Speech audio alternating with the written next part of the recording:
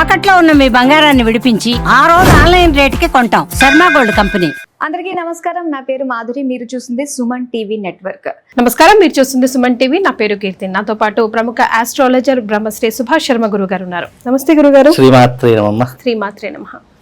గురుగారు, గతంలో మనం వీడియోలోనే మీరు చెప్పున్నారు, ఇలా టెర్రరిస్ట్ అటాక్లు కానివ్వండి, యుద్ధ వాతావరణం కానివ్వండి, కరోనా లాంటి వ్యాధి రాదు, కానీ ఇలాంటి డిస్టర్బెన్సెస్ మాత్రం తప్పకుండా మన దేశంలో రానుండొచ్చు ఆ షష్టగ్రహ కూటమి వల్ల అని అన్నారు. అనుకున్నట్టుగానే జరుగుతుంది. సో రాబోయే కాలంలో ఇంకా ఎలా ఉండబోతుంది అంటారు? ఇది నిజంగానే పాకిస్తాన్ ఇండియా మధ్య ఇప్పుడు మనం వీడియో చేస్తున్న సమయానికి యుద్ధం జరగాల్సిందే అన్న వాతావరణమే కనిపిస్తుంది.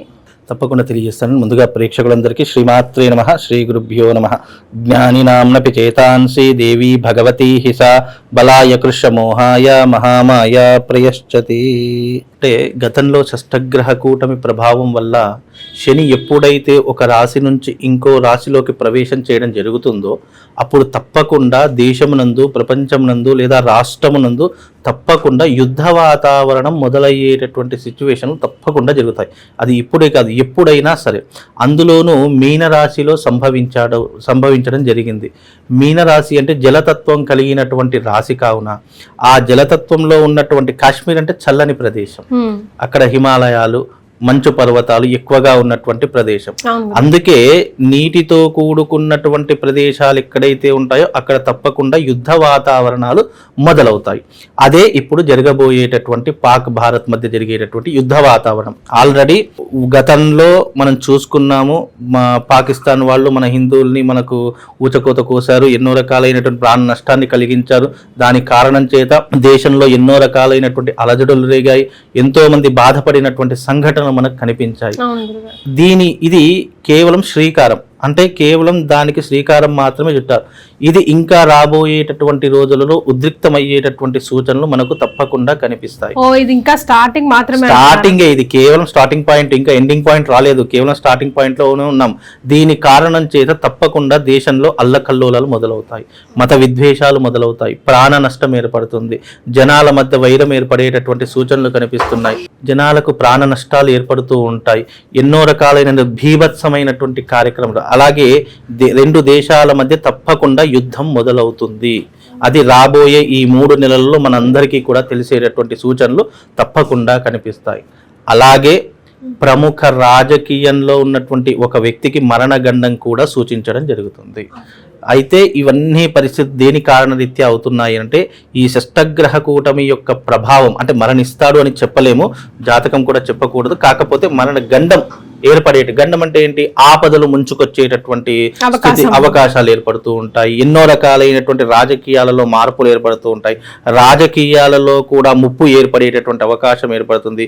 రాజకీయాలలో కూడా యుద్ధ వాతావరణం మొదలవుతుంది.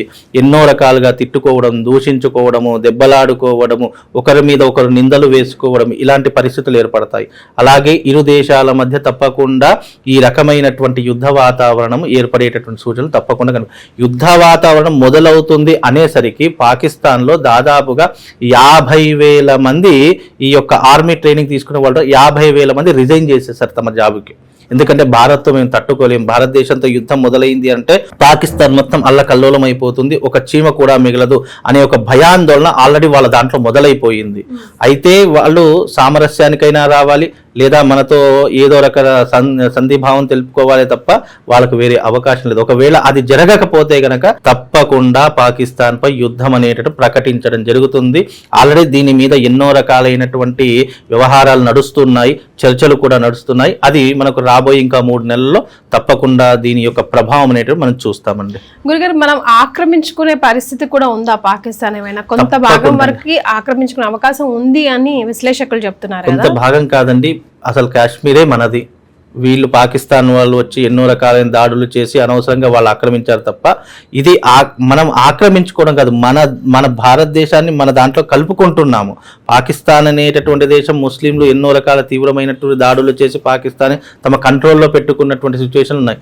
ఇప్పుడు దాన్ని సాధించడానికి ఎంతో మంది ఎన్నో రకాల ప్రయత్నాలు చేశారు, కానీ ఎక్కడా కూడా అది సఫలీకృతం కాలేదు. ఇప్పుడు మాత్రం అది తప్పకుండా అలా 25% వరకు మనం తీసుకున్నాము.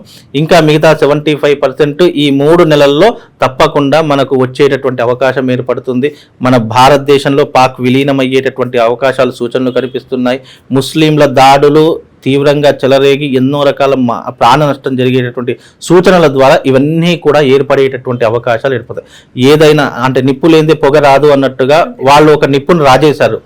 దాన్ని ఎంతవరకు తగ్గించుకుంటే వాళ్ళకు అంత క్షేమము. లేదు అని అంటే తప్పకుండా పాకిస్తాన్కు ప్రాణ నష్టం తప్పదు. అలాగే దీనివల్ల జనాలలోకి ఎంతో మంది అల్లకల్లోలమైపోతూ ఉంటారు, మత విద్వేషాలు పెరుగుతూ ఉంటాయి. అలాగే రాజకీయ నాయకులకు కూడా ముప్పులు అనేటటువంటివి ఏర్పడుతూ ఉంటాయి. ఎన్నో రకాలైనటువంటి ఇబ్బందులు ఈ షష్టగ్రహ కూటమి ప్రభావం వల్ల ఏర్పడే సూచనలు ఉన్నాయి. దీని యొక్క ప్రభావం గతంలో ఉగాది రోజే చెప్పాను. ఏంటి అంటే శని ఎప్పుడైతే మార్పు చెందుతాడో ముఖ్యంగా రాష్ట్ర రాజకీయంలో అలాగే దేశం నందు ప్రపంచం నందు ముప్పులు ఏర్పడతాయి, యుద్ధ వాతావరణం మొదలవుతాయి, భూకంపాలు లేదా జల నష్టము, ప్రాణ నష్టం ఏర్పడుతుంది. ఎప్పుడైతే చెప్పానో ఆల్రెడీ బ్యాంకాక్ లో ఒకటి జల ప్రళయం రావడం జరిగింది, అప్పుడే వచ్చింది. మన దగ్గర కూడా వచ్చింది. ఇప్పుడు యుద్ధ వాతావరణం మొదలైంది. ఇక దీని తర్వాత వచ్చేటటువంటి ప్రాణ నష్టము. తప్పకుండా ప్రాణ నష్టం అనే ఇప్పుడు యుద్ధ వాతావరణం మొదలైంది, తప్పకుండా ప్రాణ నష్టం కూడా జరుగుతుంది, ఎంతో కొంత జరుగుతుంది. దీని యొక్క ప్రభావం దాదాపు ఇంకా 3 నెలల పాటు మన యొక్క దేశంలో ఏర్పడేటటువంటి సూచనలు కనిపిస్తున్నాయి. కనుక కొంచెం ప్రజలందరూ అప్రమత్తంగా ఉండాలి. ఆల్రెడీ ఇప్పటికే మనం పోలీసుల చెకింగ్ చూస్తూనే ఉన్నాం. ఉగ్రవాదులు మన దేశంలోకి సంచరిస్తున్నారు, తిరుగుతున్నారు, మన దేశంలో అడుగు పెట్టారు, క్రౌడెడ్ ప్లేస్లో బాంబు పేలుళ్ళు కానీ బాంబులు పెట్టడం కానీ ఇలాంటివి జరిగేటటువంటి సూచనలు ఉన్నాయని చెప్పేసి మనకు ఆల్రెడీ ఈ ఇంటెలిజెన్స్ వచ్చేసాయి. దాని యొక్క కారణం చేత పోలీసులందరూ కూడా అప్రమత్తంగా ఉన్నారు. ఎన్నో రకాలైనటువంటి చెకింగ్లు నడుస్తూ ఉన్నాయి. ఇలాగే పోలీసులందరూ అప్రమత్తంగా ఉండి దేశాన్ని సంరక్షించుకుంటే ఎన్నో రకాలుగా మేలు జరుగుతుంది. మనము మన భారతదేశం సుభిక్షంగా ఉండాలని ఆ అమ్మవారిని కోరుకుంటూ ఇలాంటి యుద్ధాలు, ఇలాంటి ప్రాణ నష్టం జరగకూడదని కోరుకుంటున్నాను. రైట్ గురుగారు, అంటే షష్టగ్రహ కూటమి వల్ల ఇవి జరుగుతాయి అని మనం చెప్పాము. జస్ట్ ఒక అలర్ట్ మెసేజ్ కోసమే, ఎవరిని భయపెట్టడానికి ఎప్పుడు కూడా భయపెట్టడానికి సూచనలు ఇప్పుడు ఏవైనా కానీ ఇప్పుడు సూచిస్తాము. సూచించిన తర్వాత అవి జరిగిన తర్వాత మనం అబ్బా ఈ ఇప్పుడు బ్యాంకాక్ లో ఎప్పుడు భూకంపం వస్తుంది మనం ఉగాది రోజు చెప్పాం, అంటే జరగక ముందే చెప్పాము. అలాగే వచ్చింది కదా. ఇప్పుడు అలాగే యుద్ధ వాతావరణం మొదలవుతుంది అని చెప్పాము. ఆల్రెడీ మొదలయ్యేటటువంటి సూచనలు మనకు ఆల్రెడీ కనిపిస్తూ ఉన్నాయి. అలాగే రాజకీయాల్లో పెను మార్పులు కనిపిస్తాయని గతంలో చెప్పాము.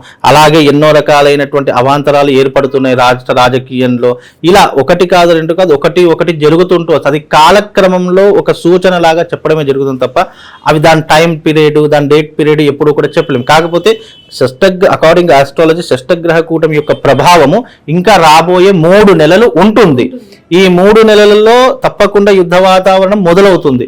అది ఎంతవరకు తీసుకెళ్తుందా లేదా అక్కడికే స్టాప్ అయిపోతుందా అనేటటువంటిది ఈ 3 నెలల్లో తెలుస్తుంది తప్ప ఇది భయపెట్టడానికో లేదా ఎవరికో ఏదో ఇబ్బంది పెట్టడానికో కాదు. ఇది కేవలం సూచనాప్రాయంగా ప్రజలందరూ అప్రమత్తంగా ఉండాలి.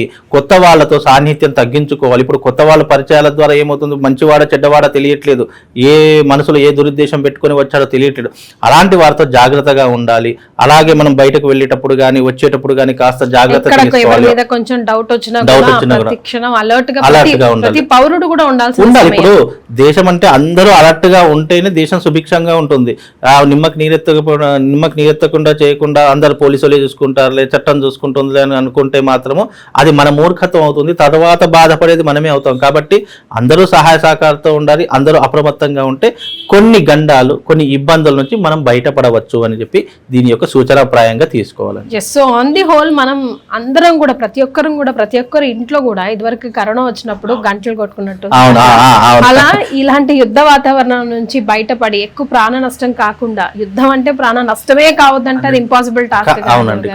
సో ఎక్కువ కాకుండా ఎవరికి కూడా ఇబ్బంది కలగకుండా ఉండడానికి మనం ఏదైనా ఆరాధన చేస్తే గానీ లేదంటే ఏదైనా రెమెడీస్ చేస్తూ ఉంటే బాగుంటుంది. ఇప్పుడు అందులో సీజన్ అంతా ప్రయాణం సీజన్ కదా గురుగారు, సమ్మర్ వెకేషన్ కదా, అందరు ఎక్కడికైనా వెళ్ళాలంటేనే భయపడుతున్నారు మొన్న జరిగిన దెబ్బకి. సో మనం ఏమైనా చేసుకోవచ్చు అంటారు ఇంట్లో నుంచి బయలుదేరే ముందు? ఏదైనా రెమెడీ ఫాలో అయ్యి బయలుదేరితే అట్లీస్ట్ తిరిగి ఇంటికి క్షేమంగా వస్తాము అన్నట్టు. తప్పకుండా బగలాముఖి అమ్మవారి యొక్క ఆరాధన చాలా విశేషమైనటువంటిది. ఇది శత్రుస్తంభన కలిగించేటటువంటి సాధన.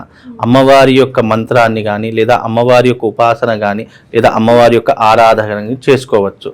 లేదు అని అంటే గనక అమ్మవారికి సంబంధించినటువంటి ఒక మంత్రం చెప్తాను. అది శ్యామలా అమ్మవారికి, బగలాముఖి ఉద్రిక్తమైనటువంటి తల్లి, అందుకే శ్యామలా అమ్మవారి యొక్క మంత్రం చెప్తాను.